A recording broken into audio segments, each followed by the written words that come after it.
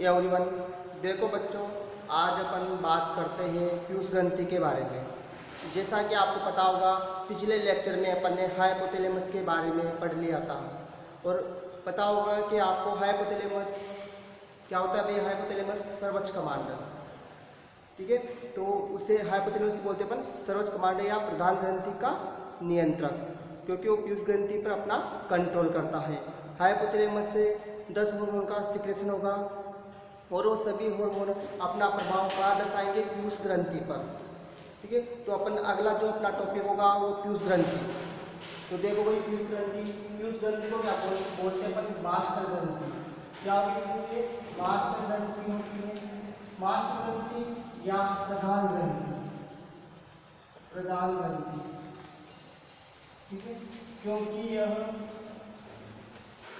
सभी ग्रंथियों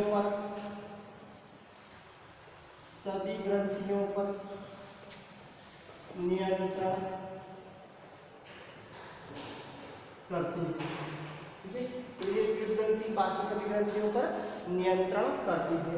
ये मटर के दाने के समान आकार की होती है, मटर के दाने के समान आकार की होती है। इसका व्यास 1.3 सेमी व वजन 0.5 ग्राम होता है, ठीक है। तो ये मटर के दाने के समान आकार की होगी और व्यास 1.3 सेमी व वजन 0.5 ग्राम होता है। जो पीयूष ग्रंथि होगी वह इन्फंडिबुलम ग्रंथि द्वारा हाइपोथैलेमस से जुड़ी होती है। तो पीयूष ग्रंथि हाइपोथैलेमस से इन्फंडिबुलम ग्रंथि द्वारा जुड़ी होती है।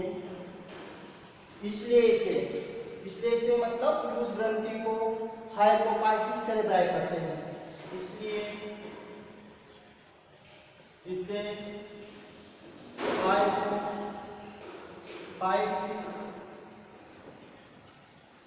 सेरेब्राई कहते हैं। इसलिए इसे क्या बोलते हैं अपन, हाइपोफाइसिस सेरेब्राई कहते हैं। और जो पीयूष ग्रंथि होती है यह स्फिनोइड अस्थि के सेला टर्सिका गर्त में पाई जाती है। तो पीयूष ग्रंथि स्फिनोइड अस्थि के सेला टर्सिका गर्त में पाई जाती है।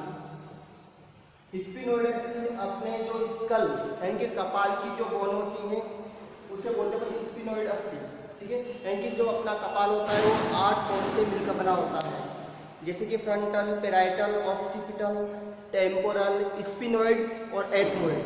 और उसी स्फिनोइड जो बोन होगी वो स्कल के आधार पर प्रेजेंट होगी। स्कल होगा, स्कल के आधार की और प्रेजेंट जो बोन होगी वो स्फिनोइड बोन होगी। उसी स्फिनोइड बोन में क्या मिलेगा, गर्त। उसी गर्त को बोलते हैं सेला टर्सिका गर्त और उसी गर्त में प्रेजेंट होगी है पीयूष ग्रंथि, ठीक है। और जो ये पीयूष ग्रंथि होगी इसका निर्माण न्यूरल एक्टोडर्म से होता है। इसका निर्माण न्यूरल एक्टोडर्म से। जैसा कि आपको पता होगा, भ्रूणीय अवस्था के दौरान 3 परतें बनती हैं, एक्टोडर्म, एंडोडर्म और मेसोडर्म, ठीक है। और तीनों परतों के काम अलग अलग डिसाइड होंगे। प्रत्येक परत अलग अलग हार्मोन का निर्माण करेगी। तो उनमें से जो एक्टोडर्म होगी किसको बनाएगी, पीयूष ग्रंथि को। तो देखो भाई, पीयूष ग्रंथि 2 भागों में बटी हुई होती है, अग्रपाली और पश्चपाली। और जो पीयूष ग्रंथि के द्वारा जो स्रावित हार्मोन होंगे वो उनकी संख्या टोटल 9 होगी।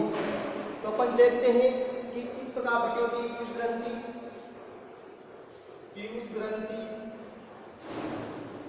ठीक है, हार्मोन स्रावित तो टोटल कितने हार्मोन स्त्राव करेंगे? 9 हार्मोन, 9 हार्मोन स्त्राव करती हैं। दो भागों में बटी होगी, अग्रपाली और पश्चपाली। अग्रपाली को बोलते हैं अपन एडिनो हाइपोफाइसिस। क्या बोलते हैं अग्रपाली को? एडिनो हाइपोफाइसिस, ठीक है। और ये तो की पश्चपाली, इसे बोलते हैं अपन न्यूरो हाइपोफाइसिस। पश्चपाली को बोलते हैं अपन न्यूरो हाइपोफाइसिस, ठीक है। तो एक अग्रपाली होगी जो एडिनो हाइपोफाइसिस बताएगी और एक पश्चपाली इनकी न्यूरो हाइपोफाइसिस। अग्रपाली देखो भाई 75% भाग बनाती है भ्रूण ग्रंथि का, कितना है? 75%। और इसके द्वारा 7 हार्मोन का स्त्राव होगा या 7 हार्मोन का सीक्रेशन होगा। ये जब ये 75% बनाएगी तो पश्चपाली 25% भाग बनाएगी भ्रूण ग्रंथि का, और इसके द्वारा 2 हार्मोन का सीक्रेशन होगा, ठीक है। इस अग्रपाली का निर्माण भ्रूण के ग्रसनी क्षेत्र या वेद के पाउच से होता है, जबकि पश्चपाली का निर्माण न्यूरॉन से होगा। न्यूरॉन पता होगा, न्यूरॉन क्या होती है भाई? तंत्रिका, तंत्रिकी इकाई होती है। देखो नाम इसका क्या है? न्यूरो हाइपोफाइसिस, मतलब इसमें सिर्फ इसके अंदर हार्मोन का संग्रहण होता है। जो ग्रंथि का जो पश्चपाग होगा ना, उसके अंदर हार्मोन बनते नहीं है। ये बनते कहाँ पर है? हाइपोथैलेमस में, और हाइपोथैलेमस में बनेंगे और पश्चपाली के अंदर इनका क्या होगा? स्टोर होगा, मात्र इनका क्या होगा? संग्रहण होगा। बनने का काम तो कहाँ होगा? हाइपोथैलेमस में। जबकि अग्रपाली के द्वारा जो हार्मोन बनेंगे वो सभी हार्मोन ये इसी भाग में बनेंगे, ठीक है, इसी भाग में बनेंगे और यहीं से क्या होगा? इनका सीक्रेशन होगा, ठीक है। तो इसको 3 भागों में बांटा गया है, इसको भी 3 भागों में बांटा गया है। देखो 3 भागों में pars tubularis, pars intermedia, pars distalis, ठीक है। तो 3 भागों में बटा हुआ होगा, pars tubularis, pars intermedia, pars distalis. जो पार्स इंटरमीडिया होगा इससे एक हार्मोन का सीक्रेशन होगा, उसका नाम होगा MSH, ठीक है, मेलेनोसाइट स्टिमुलेटिंग हार्मोन। जो पार्स डिस्टलिस होगा इसके दौरान 6 हार्मोन का सीक्रेशन होगा, GH hormone, FSH hormone, LH यानी कि growth hormone, follicular stimulating hormone, luteinizing hormone. अगला हार्मोन देखो आप PRA यानी कि प्रोलैक्टिन हार्मोन, TSH यानी कि थायराइड स्टिमुलेटिंग हार्मोन, ACTH यानी एड्रीनोकोर्टिकोट्रोपिक हार्मोन, ठीक है। तो 6 हार्मोन और एक हार्मोन पार्स इंटरमीडिया से, तो टोटल कितने हार्मोन? 7 हार्मोन। देखो पश्चपाली भी 3 भागों में बटी हुई होगी, नाम देते हैं पार्स नर्वसा, मध्य इमिनेंस,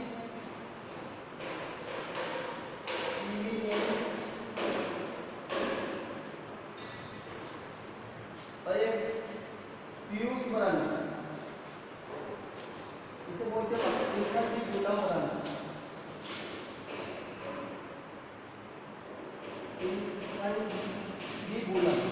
ठीक है। तो इससे कितने हार्मोन? 2 हार्मोन का स्त्राव हो। तो 2 हार्मोन कौन कौन से? ऑक्सीटोसिन, दूसरा होगा ADH यानी एंटी डाययूरेटिक हार्मोन, इसका दूसरा नाम होगा वेसोप्रेसिन हार्मोन, ठीक है। तो व्यूज ग्रंथि 2 भागों में बटी होती है, टोटल 9 हार्मोन का सीक्रेशन होगा। अग्र भाग को एडिनो हाइपोफाइसिस, पश्च भाग को न्यूरो हाइपोफाइसिस। अग्रभाग द्वारा 7 हार्मोन और पश्च भाग द्वारा 2 हार्मोन का विस्तार होता है।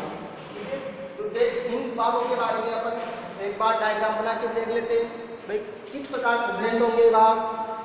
देखो अपन डायग्राम में भागों के बारे में देखें तो ये वाला पार्ट होगा हाइपोथैलेमस,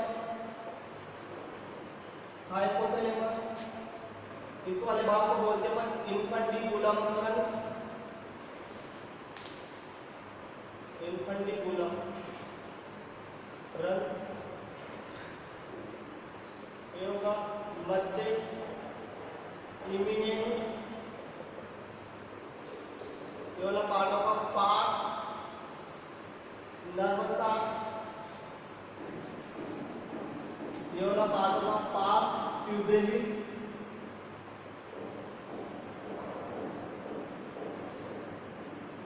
ये वाला पार्ट होगा पार्स इंटरमीडिया, ये वाला पार्ट पार्स डिस्टेलिस। ठीक है, तो अपन बात करते हैं अग्रपाली के भागों की, यानी एडिनो हाइपोफाइसिस के भागों की। जो पार्स ट्यूबुलेरिस होगा, ये पार्स ट्यूबुलेरिस भाग ह्यूमन के अंदर यानी कि मनुष्य के अंदर नहीं पाया जाता, और इस भाग से, और ये पोलर समान भाग होता है, और इस भाग से कोई सा भी हार्मोन का स्राव नहीं होगा, यानी कि ये भाग हार्मोन का सिक्रेशन नहीं करता। इस वाले भाग से कोई से भी हार्मोन का सिक्रेशन नहीं होता। इसके बाद जो अगला पार्ट होगा पार्स इंटरमीडिया। ठीक है, पार्स इंटरमीडिया से यानी कि पार्स ट्यूबुलेरिस और पार्स डिस्टेलिस के मध्य पाया जाता है, इसलिए बोलते हैं इसको पार्स इंटरमीडिया। ठीक है, और इसके द्वारा एक हार्मोन का सिक्रेशन होता है जिसे बोलते हैं अपन एमएसएच, यानी कि melanocyte stimulating hormone. Parse intermedia से स्त्रावित होने वाला हार्मोन एमएसएच हार्मोन, और इसी हार्मोन का दूसरा नाम होता है इंटरमीडियन, क्योंकि इसके द्वारा स्त्रावित होता है पार्स इंटरमीडिया, इसलिए इसका दूसरा नाम क्या होगा एमएसएच का, पार्स इंटरमीडियन। ठीक है, उसके बाद पार्स डिस्टेलिस होगा, और इस पार्स डिस्टेलिस यानी कि सबसे मुख्य भाग होगा, अग्रपाली का सबसे मुख्य भाग होगा, क्योंकि ये सबसे ज़्यादा हार्मोन का सिक्रेशन करता है। ठीक है, और सबसे लास्ट वाला भाग होता है पार्स डिस्टेलिस। कितने हार्मोन? 6 हार्मोन, जैसे GH, FSH, LH, PRL, ACTH, TRH. ठीक है, इन सभी हार्मोन का सिक्रेशन पार्स डिस्टेलिस द्वारा होगा। उसके बाद देखते हैं अपन पार्स नर्वसा। पार्स नर्वसा पश्चपाली का सबसे मुख्य भाग होता है। क्यों? क्योंकि इसके अंदर यानी पार्स नर्वसा के अंदर ऑक्सीटोसिन और एडिक हार्मोन का संग्रहण होता है। संग्रहण होगा, बनेंगे तो कहाँ पर? ये हाइपोथैलेमस में, और हाइपोथैलेमस में बनेंगे और ये इकट्ठा कहाँ रहेंगे? पार्स नर्वसा में। ठीक है, पार्स नर्वसा भाग में इनका संग्रहण होता है ऑक्सीटोसिन का और वेसोप्रेसिन का। उसके बाद अगला पार्ट होगा मध्य इमिनेंस, ये हाइपोथैलेमस का तल वाला भाग होता है।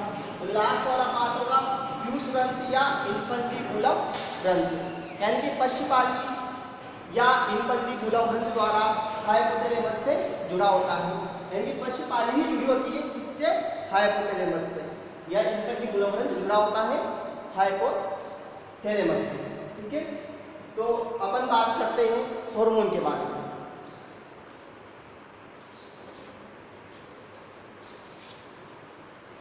देखो अपन बात करेंगे first hormone GH hormone. GH hormone यानी कि ग्रोथ हार्मोन या एसटीएच हार्मोन यानी कि सोमेटोट्रोपिन हार्मोन। ठीक है, जीएच हार्मोन है growth hormone, STH somatotropin hormone. देखो ये हार्मोन एक मुख्य वृद्धि प्रेरक हार्मोन होता है जीएच, जैसे कि नाम से पता चल रहा होगा आपको, ग्रोथ हार्मोन यानी कि ग्रोथ को क्या करेगा? ये रेगुलेट करेगा। ठीक है, ग्रोथ का नियमन करता है। तो यह हार्मोन एक मुख्य वृद्धि प्रेरक हार्मोन होता है जीएच हार्मोन, वृद्धि प्रेरक हार्मोन। दूसरा होगा ये उत्तक से, क्या करेगा? उत्तक से या नेक्रोसिस को रोकेगा। उत्तक से नेक्रोसिस तो रोकता है कि इनको नष्ट नहीं होने देगा, तभी तो वृद्धि हो, ग्रोथ होगी भाई, उत्तर से नेक्रोसिस को रोकता है, जिससे क्या होगी, ग्रोथ होगी। अगला बात कोशिका विभाजन को प्रेरित करता है। कोशिका विभाजन को क्या करेगा, प्रेरित करेगा। इसके अलावा अंग व पेशियों के निर्माण को प्रेरित करता है, ठीक है, यानी कि अंग और पेशियों के निर्माण को क्या करेगा, प्रेरित करेगा। इसके अलावा मूत्र उत्सर्जन को प्रेरित करता है,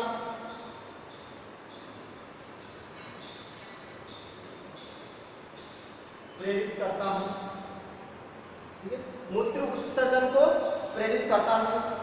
और ये निम्न क्रियाओं को भी प्रेरित करता है, जैसे कि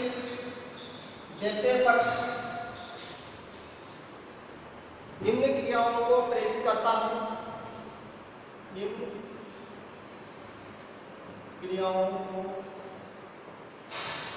प्रेरित करता है, जैसे कि एमिनो अम्ल से क्या बनाएगा, एमिनो अम्ल से ग्लूकोज, और ग्लूकोज से क्या बनेगा, ग्लाइकोजन, ठीक है, क्योंकि ग्लाइकोजन जंतुओं का संचित होता है।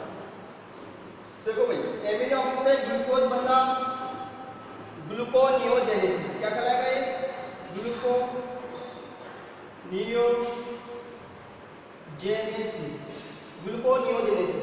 ग्लूकोज से ग्लाइकोजन बनना ग्लाइकोजेनेसिस, ठीक है। और डायरेक्ट एमिनो अम्ल से ग्लाइकोजन का बनना ग्लाइकोनियोजेनेसिस,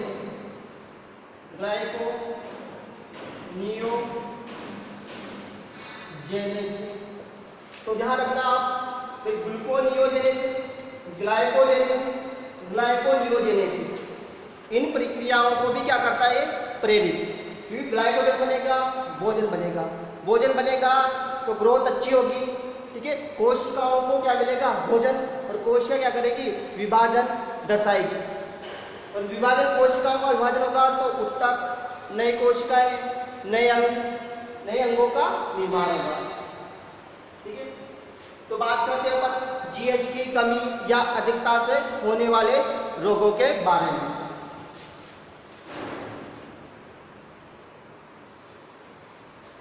तो जीएच की कमी से होने वाले रोग देखते हैं अपन। अगर जीएच हार्मोन की कमी हो जाएगी तो कौन से रोग होंगे, जीएच की कमी से होने वाले रोग, ठीक है। तो फर्स्ट जो रोग होगा डॉर्फिज्म, यानी कि बौनापन, ठीक है, बौनापन, यानी कि अगर जीएच हार्मोन की कमी होती है तो बच्चे यानी कि क्या रह जाएंगे, बौने, ठीक है, बच्चे बौने रह जाएंगे। अगर बाल्यावस्था में जीएच हार्मोन की कमी हो जाएगी तो बच्चे बौने रह जाते हैं। और ऐसे बच्चे, उनका मानसिक विकास तो सही होगा, मानसिक विकास में कोई अवरोध नहीं होगा, लेकिन उनमें जो जनन क्षमता होगी वह प्रभावित होगी, यानी कि ऐसे बच्चे नपुंसक होंगे, ठीक है। तो अपन बात करते, अगर वयस्क के अंदर इस हार्मोन की कमी हो जाएगी तो वह वयस्क व्यक्ति, उनके अंदर वो वयस्क नपुंसक हो जाएंगे, ठीक है। तो ऐसे वयस्क को बोलते हैं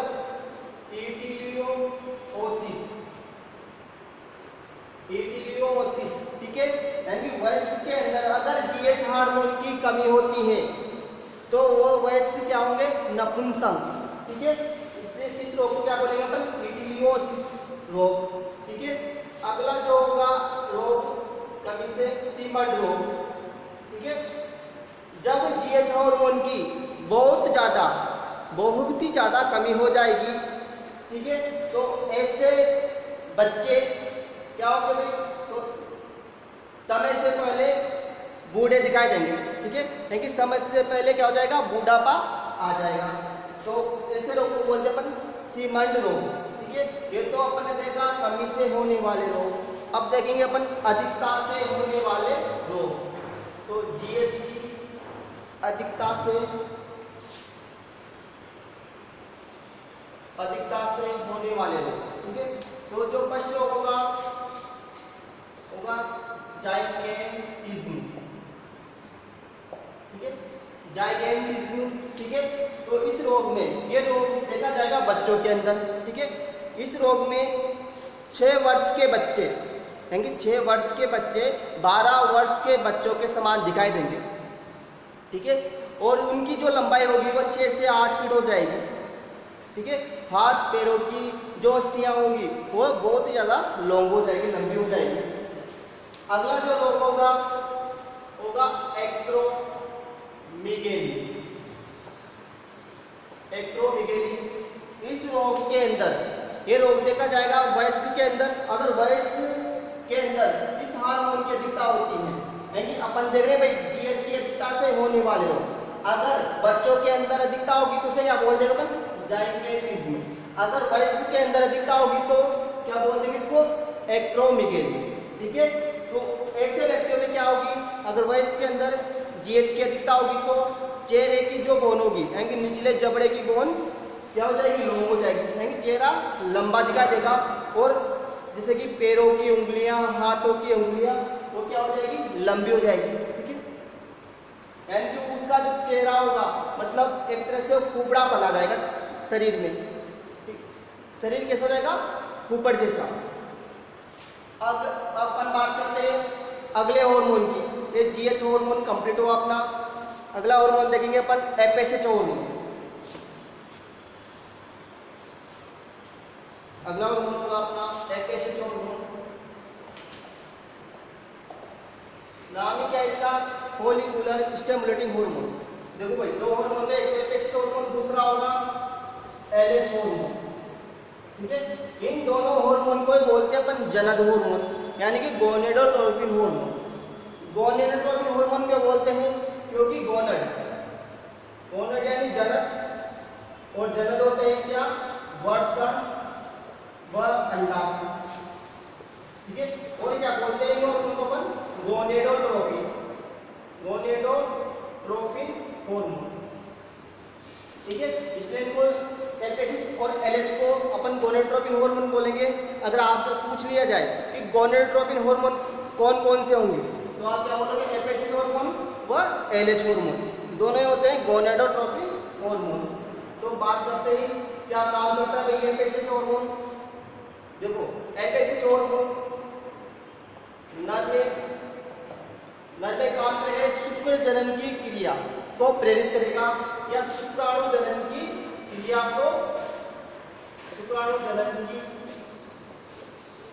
को प्रेरित करता है।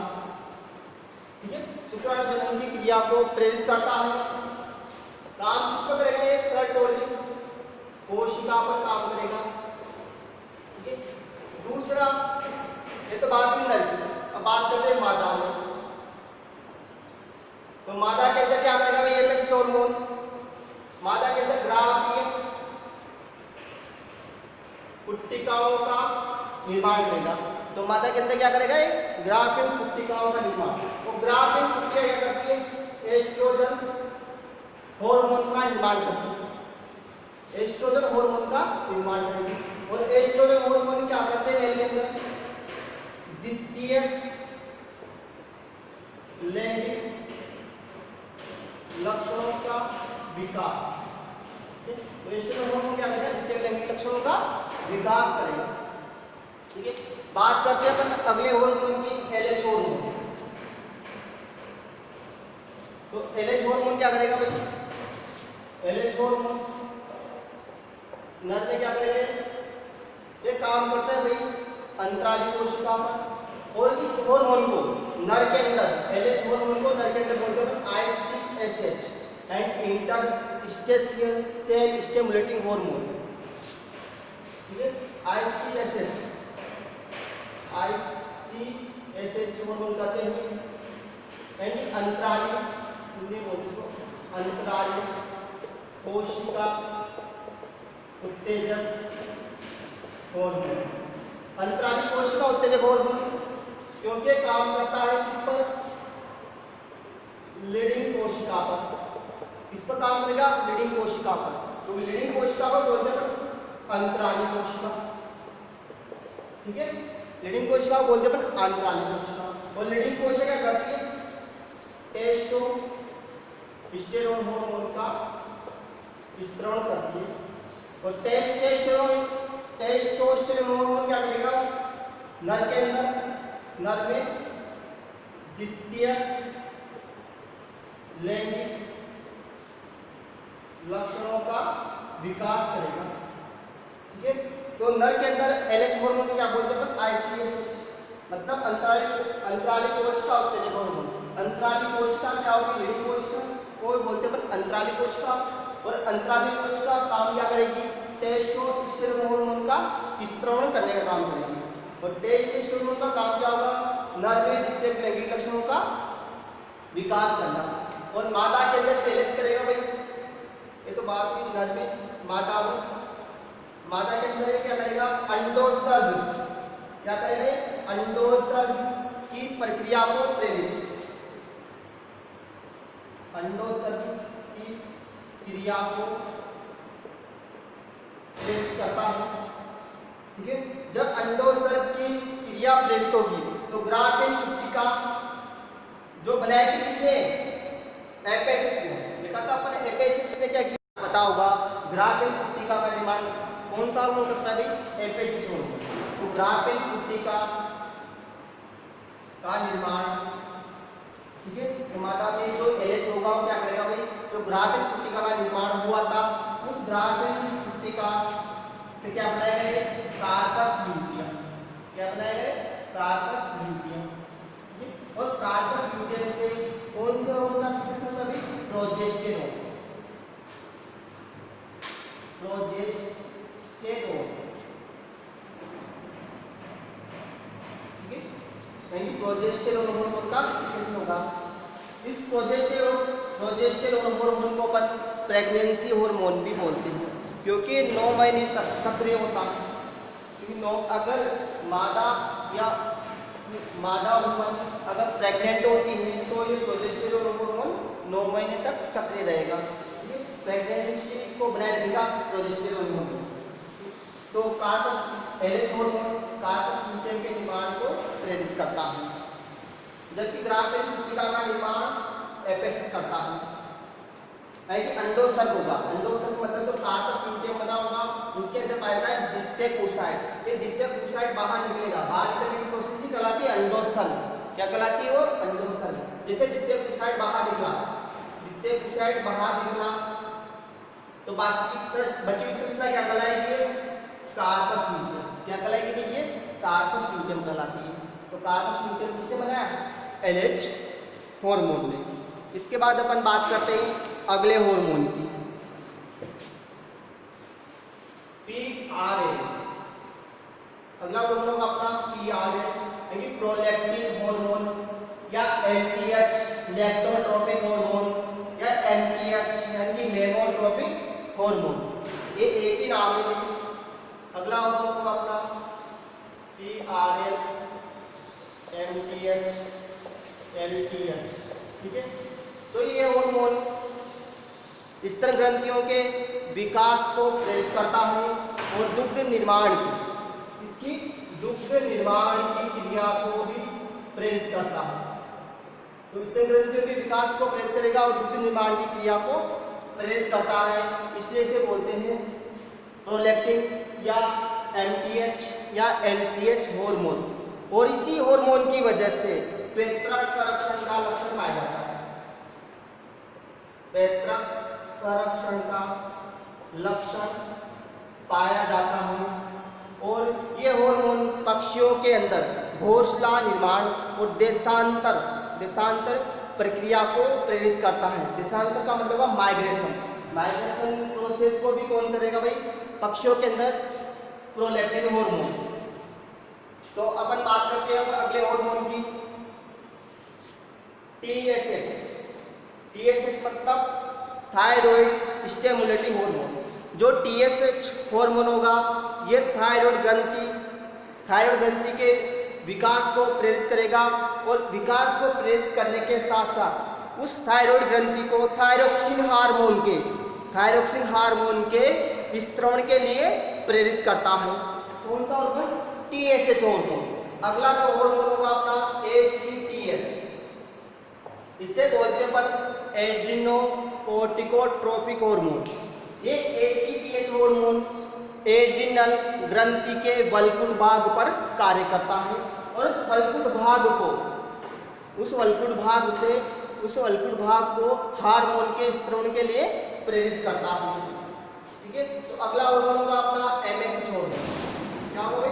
MSH हार्मोन, जो कि मेलेनोसाइट स्टिमुलेटिंग हार्मोन। जो MSH हार्मोन होगा ये हार्मोन किससे स्रावित होगा? पार्स इंटरमीडिया से। पार्स इंटरमीडिया से स्रावित होने वाला एक ही हार्मोन होता है MSH हार्मोन, इसलिए इस हार्मोन को बोलते हैं इंटरमीडियन। इसका दूसरा नाम क्या होगा भाई? इंटरमीडियन हार्मोन। ठीक है, और ये हार्मोन क्या करता है भाई? त्वचा वर्णक यानी त्वचा के लिए रंग प्रदान करता है। ये हार्मोन बनाता है मिलेनिन। इसको बनाएगा मिलेनिन। अगर मिलेनिन की संख्या बढ़ेगी, तो त्वचा का रंग क्या होगा? गहरा रंग। त्वचा का गहरा रंग होगा। जब त्वचा का गहरा रंग होगा मतलब काले रंग की होगी, काले रंग की त्वचा होगी। अगर मिलेनिन की संख्या बढ़ती है तो त्वचा का रंग काले रंग का होगा। देखो भाई, जो भूमध्य रेखा होगी उसके आसपास के जो देश होते हैं, भूमध्य रेखा के आसपास जो देश होंगे तो उनमें रहने वाले व्यक्तियों की त्वचा का रंग गहरा होता है, क्योंकि वहां पर सूर्य की जो किरणें होगी वो डायरेक्ट उनकी त्वचा के संपर्क में आती है, और जैसे त्वचा के संपर्क में आएगी तो त्वचा क्या बनाएगी? मिलेनिन, और मिलेनिन बनाएगी तो त्वचा का रंग क्या होगा? गहरा। क्योंकि जो मिलेनिन होता है ना वो प्रकाश की उपस्थिति में जल्दी बनता है मिलेनिन। और देखो भाई, अगर इस मिलेनिन की संख्या अनियमित हो जाए, यानी इस मिलेनिन की जो मिलेनिन बनने की जो मात्रा है वो क्या हो जाए? अनियमित। अगर इस मिलेनिन की मात्रा अनियमित हो जाएगी तो त्वचा होगी चितकबरी। ठीक है, चितकबरी का मतलब होगा धब्बे। ठीक है, चितकबरी का मतलब होता है धब्बे बन जाएंगे त्वचा पे। ठीक है, तो धब्बे, जिससे त्वचा में क्या बनेंगे? धब्बे। तो इसी त्वचा को बोलते हैं पीबार्ड त्वचा। ठीक है, इस त्वचा क्या बोलेंगे अपन? पीबार्ड त्वचा। और इस रोग को बोलते हैं विटिलिगो। इस रोग को बोलते हैं विटिलिगो रोग। ठीक है, यानी मिलेनिन की मात्रा का अनियमित होना, यानी त्वचा चितकबरी होना। चितकबरी त्वचा को पीबार्ड त्वचा और रोग को विटिलिगो रोग। ठीक है, और जो त्वचा में तिल बनते हैं वो तिल भी किसकी वजह से बनते हैं? तिल का बनना भी किसकी वजह से? मिलेनिन की वजह से होता है। ठीक है, त्वचा में तिल भी मिलेनिन की वजह से ही बनते हैं। ठीक है, तो ये बात हुई अग्रकुश ग्रंथि से स्रावित होने वाले हार्मोन। अब अपन बात करते हैं पश्चपाली से या न्यूरोहाइपोपाइसिस से स्रावित होने वाले हार्मोन की। तो पश्चपाली से स्रावित होने वाले हार्मोन में फर्स्ट हार्मोन देखेंगे अपन ADH hormone, anti diabetic hormone या वेसोप्रेसिन हार्मोन। तो देखते हैं अपन पश्चपाली से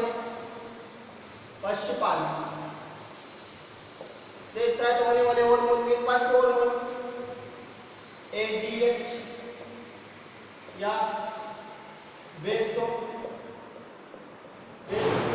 हार्मोन। ठीक है, तो ये हार्मोन क्या करता है भाई? मूत्र को क्या करेगा? सांद्रित करेगा, ठीक है, यानी कि जल अवशोषण की मात्रा को बढ़ाता है एडीएच हार्मोन, ठीक है। एडीएच हार्मोन की वजह से क्या होगा, मूत्र सांद्रित होगा और जल अवशोषण की क्षमता को बढ़ाएगा एडीएच हार्मोन। अगर इस हार्मोन की कमी हो जाती है, एडीएच हार्मोन की कमी हो जाएगी, ठीक है, तो रोग होगा डायबिटीज इंसिपिडस, डायबिटीज इंसिपिडस, ठीक है। एक होता है डायबिटीज मेलिटस, डायबिटीज मेलिटस अलग है और डायबिटीज इंसिपिडस अलग है। देखो डायबिटीज मेलिटस होता है मधुमेह, ठीक है, वो मधुमेह क्या होगा, रक्त के अंदर ग्लूकोज की मात्रा बढ़ जाती है। रक्त के अंदर अगर ग्लूकोज की मात्रा बढ़ती है तो उसे बोलते अपन डायबिटीज मेलिटस, मधुमेह, ठीक है, यानी शुगर की बीमारी जिसको होती है। और जब डायबिटीज इंसिपिडस क्या होगा, इसमें मूत्र की मात्रा है कि बार बार व्यक्ति को क्या होगा, मूत्र आएगा, यानी कि बहुमूत्रलता, इसमें कंडीशन क्या होगी, बहुमूत्रलता या डाययूरेसिस, डाययूरेसिस उत्पन्न होगा व्यक्ति के अंदर, यानी कि बार बार मूत्र का आना, यानी डायबिटीज इंसिपिडस कहलाता है वो। और ग्लूकोज की मात्रा का बढ़ना रक्त में, ग्लूकोज की मात्रा का बढ़ना रक्त में वो कहलाता है डायबिटीज मेलिटस, ठीक है, वो इंसुलिन हार्मोन की कमी से होता है भाई। डायबिटीज जो मेलिटस होगा वो इंसुलिन हार्मोन की कमी से होगा, ठीक है। और इंसुलिन हार्मोन कौन स्त्राव करती है, अग्नाशय ग्रंथि, अग्नाशय की ग्रंथि की भी बीटा कोशिका, अग्नाशय ग्रंथि में 3 कोशिका पाई थी, अल्फा बीटा डेल्टा, तो उसमें से बीटा कोशिका इंसुलिन हार्मोन का सिक्रेशन करेगी। अगर उस हार्मोन की कमी होती है तो डायबिटीज क्या होगा, मेलिटस। अगर एडीएच हार्मोन की कमी होती है, एडीएच हार्मोन कमी होती है क्या होगा भाई, डायबिटीज इंसिपिडस, ठीक है। अगली बात करते हैं अगले हार्मोन की, ऑक्सीटोसिन हार्मोन। अगला हार्मोन होगा अपना ऑक्सीटोसिन हार्मोन। ये हार्मोन भाई, ये हार्मोन गर्भावस्था के दौरान, गर्भावस्था के अंतिम चरण में स्त्रावित होता है, ठीक है। और ये हार्मोन जो गर्भाशय की जो मायोमेट्री में, यानी कि मध्यप्रत, गर्भाशय की जो मध्यप्रत होती है उसमें संकुचन को प्रेरित करता है ऑक्सीटोसिन हार्मोन। इसलिए इस हार्मोन को अपन बर्थ हार्मोन भी बोलते हैं, बर्थ हार्मोन। तो बर्थ हार्मोन क्या होगा भाई, ऑक्सीटोसिन, क्योंकि ये क्या करता है, प्रसव क्रिया में सहायता करता है।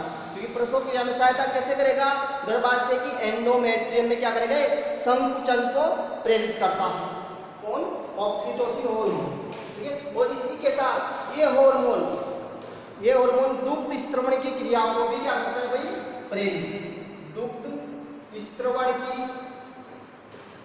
क्रिया को प्रेरित करता है। तो ध्यान रखना भाई, दुग्ध अगर आपसे पूछा जाए कि दुग्ध निर्माण की क्रिया को प्रेरित करता है तो प्रोलैक्टिन बोलोगे आप, PRL, LTH, ठीक है, MTH या मेमोट्रोपिक हार्मोन। अगर दुग्ध स्त्रवण की क्रिया को प्रेरित करता है, अगर दुग्ध स्त्रवण की क्रिया को प्रेरित करता है कौन सा हार्मोन, अगर पूछा जाए आपसे तो आप बोलोगे ऑक्सीटोसिन। तो ऑक्सीटोसिन क्या करता है, दुग्ध स्त्रवण की क्रिया को प्रेरित और दुग्ध निर्माण को PRL यानी कि प्रोलैक्टिन, ठीक है। तो ये अपना पीयूष ग्रंथि वाला पार्ट कंप्लीट हुआ। अब अपन अगले लेक्चर में बात करेंगे थायराइड ग्रंथि के बारे में। Thank you.